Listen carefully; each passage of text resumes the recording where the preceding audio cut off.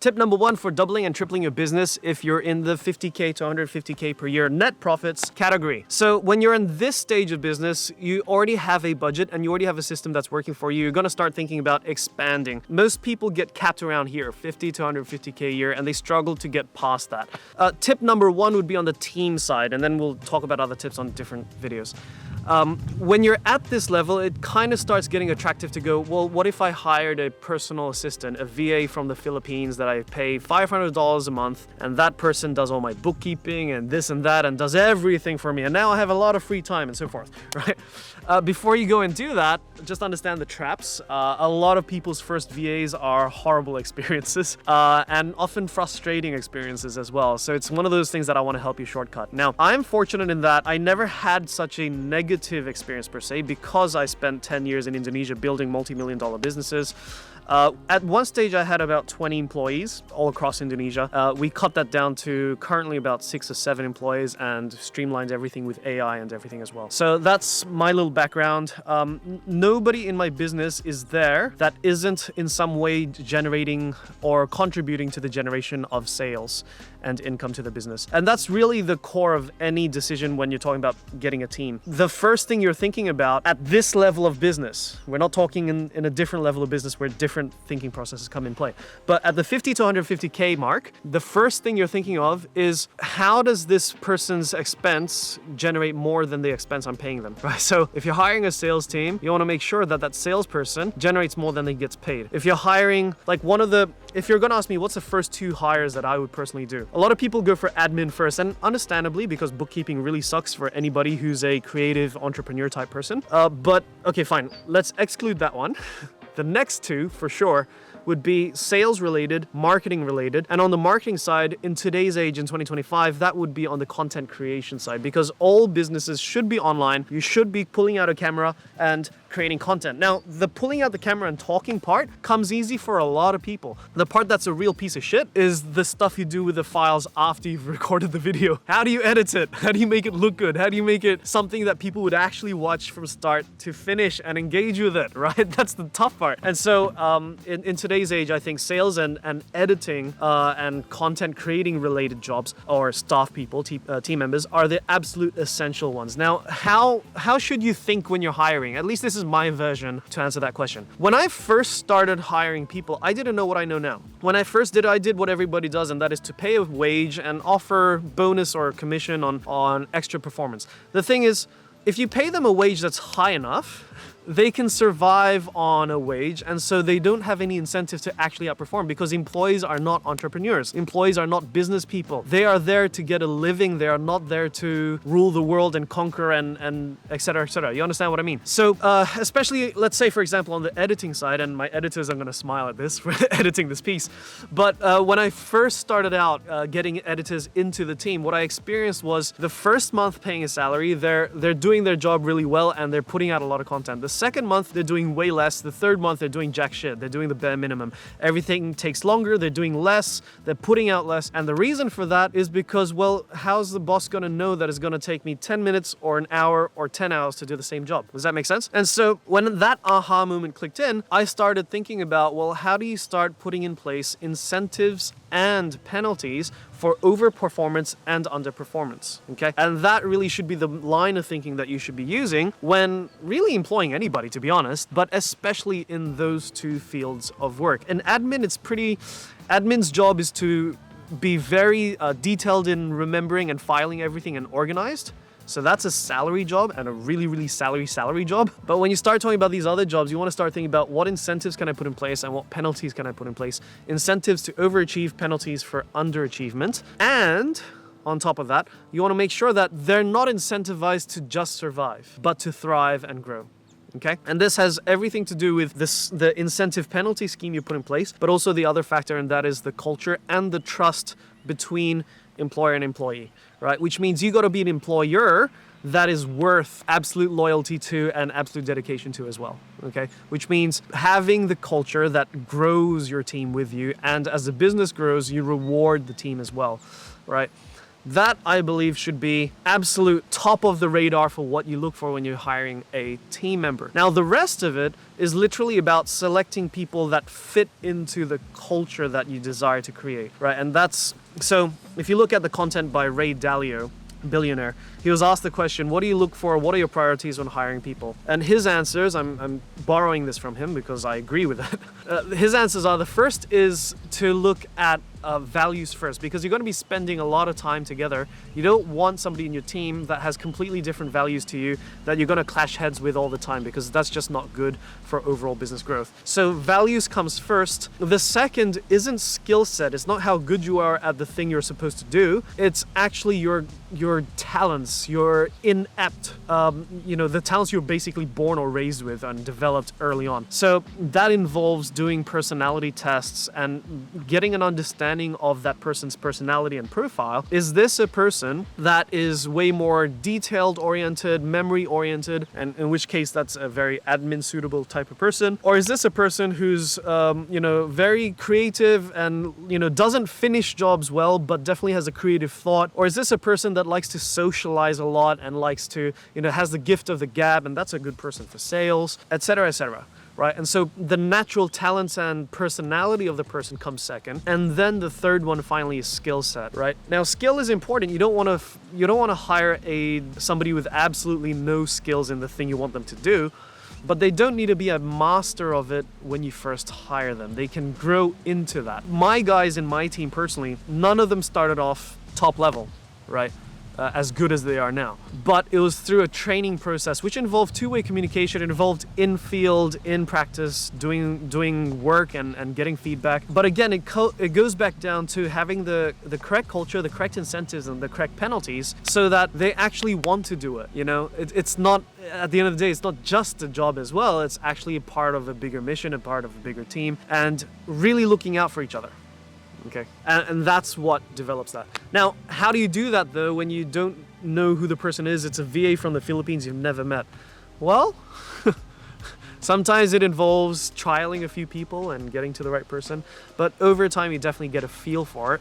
And at this stage where I'm personally at, just having a quick Zoom call or even just looking at their answers to a survey, I can quickly tell, oh, this person's this type of person. I look at their photo, I look at their eyes, I look at their their face, and I can tell a lot about that person. It's kind of got to that point. So a lot of it is instinctual now, but I'm pretty happy with the team that I've personally got, and I hope you eventually have a team that helps you grow your business 10x it, 20x it to the moon. Okay? So that's tip number one on how to grow and double, triple your business from 50 to 150K-ish and heading towards 7 figures. Tip number two for doubling and tripling your business when you're at 50 to 150K a year and you want to grow and head towards 7 figures. This time I'm going to be talking about marketing and getting customers. Of course, the bloodline of any business is sales and being able to get in revenues to pay for all the expenditures and have something left over at the end. The one thing that a lot of people miss is that their focus is all about how to make more money, when actual fact, that's probably not the best question to ask if you actually want to make more money. And why is that? Well, firstly, if you look at the actual question itself, how to make more money, nobody makes more money. I didn't make millions, right? The central bank and the Reserve Bank and the Federal Reserve, they're the only people that can actually make money legally.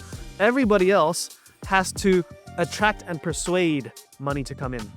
Okay? So that's called a transaction. It's called being able to get noticed and have attention drawn from the people that have money, and then being able to persuade them to actually give you the money that they already have, right? That's the only way you make money, okay? When it's actual fact, earn money or transact money, right? So how does that actually work in a big picture concept? Well, we break it down into 2 steps. How much does it cost you to acquire a new customer? That's the first part of the equation. How much do you get to extract out of that customer for the lifetime that customer is doing transactions with you? That's really the only 2 things that matter, and then everything else stems off of that. How do we get a cost of acquisition that's lower? Well, we start employing organic content and putting out ads and blah, blah, blah. But you're always thinking about what's it costing me to actually get a customer. And when you talk about cost, it's not just about money, it's also about time, okay? So if I have to do a show or a stand or a show up at a fair or something and put up a stand, what's the rent for that? How much is it costing me to be there? And then how many customers do I get out of that? What's it costing me per acquired customer, right? If I'm running a paid ad, how much is it costing me to get one person to register? And then how much is it costing me to get that person to register to then want to transact with me? That's another cost per acquisition equation. The one that most people don't think about is the other side of the equation, though. They're always thinking about reducing costs and making things more efficient, but never maximizing the value from a customer. That's the one that gets a lot of people. You see, if you look at the most successful campaigns anywhere, really, and I specialize in paid advertising primarily. I do have a large social following in Indonesia too, but paid ads is where I made it, right? And continue to grow from there. And on the paid advertising side, when I first started out, I was only focused on, okay, if I spend $100 on ads, I want to make $300, $400, $500 back. And that was my main equation, right? That was good enough to get to 6 figures, but it was not good enough to get me to 7 figures. Okay? To get me to 7 figures required me to change the way I thought. And the way I thought was, I don't mind not making money up front on the ads if it allows me to create and keep a customer that's eventually worth thousands of dollars, and that is 10s and 20s and 30 times more than the cost of the ad itself. If you look at the numbers on my paid ads, in our first month of launching a totally new brand that had absolutely no brand recognition, this was in January, February 2022, we launched ads on the 1st of February, cost $30 give or take on the first day of ads. It made 0 sales. Something was off in the marketing. We tweaked it. On the second day, we put out another $30 out, and that made $100 back. We took the $100 and put it into ads again, so 100 became 500 or something like that. 500 became 1,500. It just kept going up and up. At the end of it all, we spent $6,700 on our first month of advertising in the month of February 2022. And in the exact same month, we made about $125,000. Okay, so that's a... whatever that is, I can't calculate that quickly enough, 20x or 17x on your ad spend, right? We're only able to do that because we were not interested in immediately recovering expenses and immediately profiting. We're interested in maintaining a good relationship with the customer, such that at the end of the process, the thousands of dollars came in, okay? So that would be, for this tip, what I would think about is customer acquisition cost. And also, I call it a lifetime extraction value, but you want to call it whatever you call it, lifetime value of the customer. Really optimizing for both. And if you can do that, that should very easily help you scale. Not even 2-3x, it could easily do 10x, 20x what you're currently doing. Okay, so that's my tip for today. We'll see you next time. 150 grand a year in profits. Now, at this stage, I think you understand that content is a really, really important thing in your business. In order to reach more people and get liked and get followed and have a loyal community, you have to be out there on social media, on Instagram, on YouTube, TikTok, all of it, right? But it can get really overwhelming. So this time, I'll talk about the process we use to really run a very efficient content creating machine. Okay, if you look at our Indonesian brands, Mindstack, we post one content per 1 or 2 days on YouTube, but that same content gets repurposed, cut up, turned into portrait, and basically one piece of content that took me, 15 minutes to record, turns into at least 20-30 posts all across every single social media platform. That's why we're able to have almost 200,000 followers on TikTok, 86 or whatever it is, 87,000 followers on YouTube.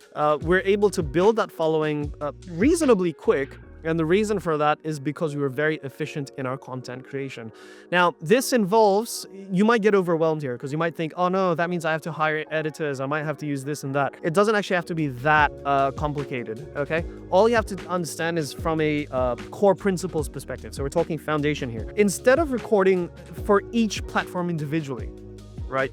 3 minutes for YouTube Shorts, 3 minutes for TikToks and Reels and whatever, and wasting a lot of time there. Instead, think about how can I create one long form, which is usually a 15-minute recorded in landscape. If you're doing podcasts, you can also do podcasts 40 minutes to an hour each.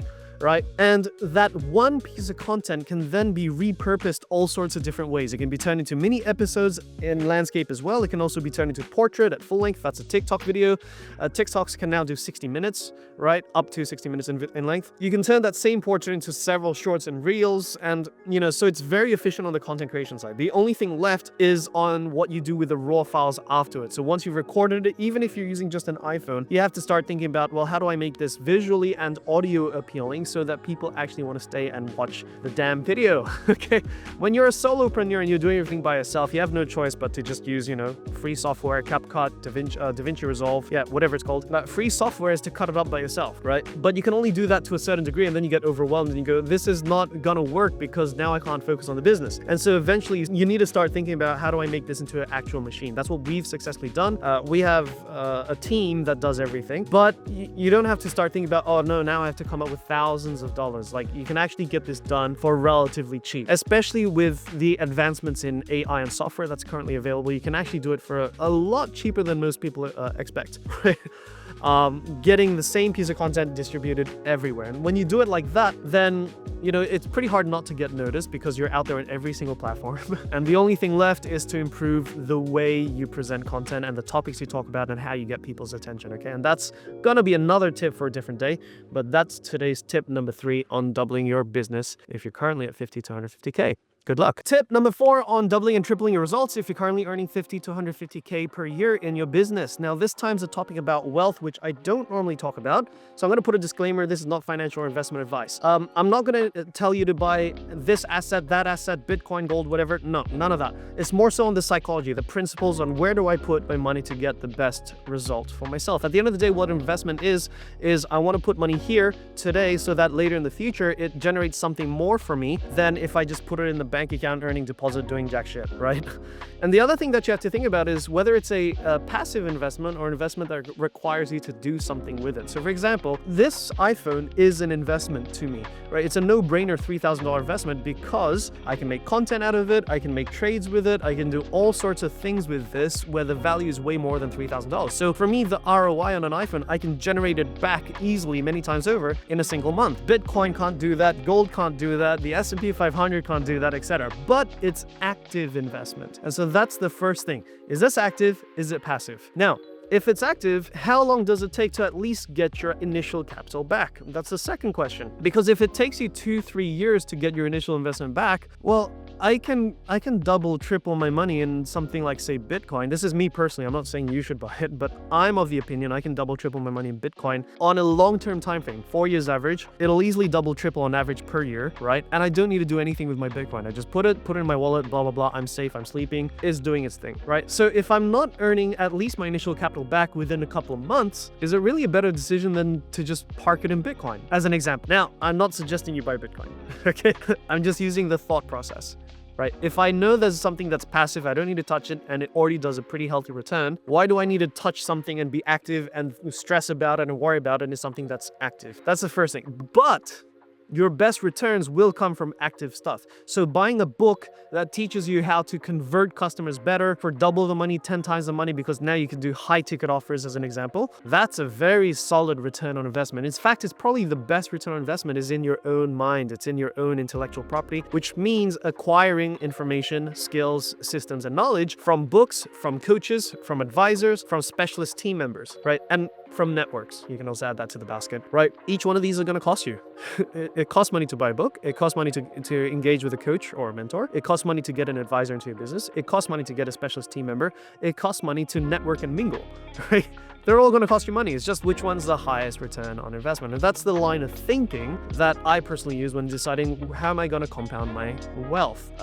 That being said, though, I think you should back yourself as the #1 investment because that's what every successful person does. You back yourself more than anything else. And once you've backed yourself to a degree where, okay, now I want to start resting. I want to start easing back and going, yeah, I'll expand my business, but I also want just, diversified something that if I decide to retire and not do anything for 6 months, I have something that's still generating profits for me in the background. Right, that's the steps. Okay, so that's my take on tip number 4 on compounding your wealth. Overview, not specific. And it should not be taken as legal, financial, investment, or any kind of advice, just general opinion for generic educational purposes. See you next time.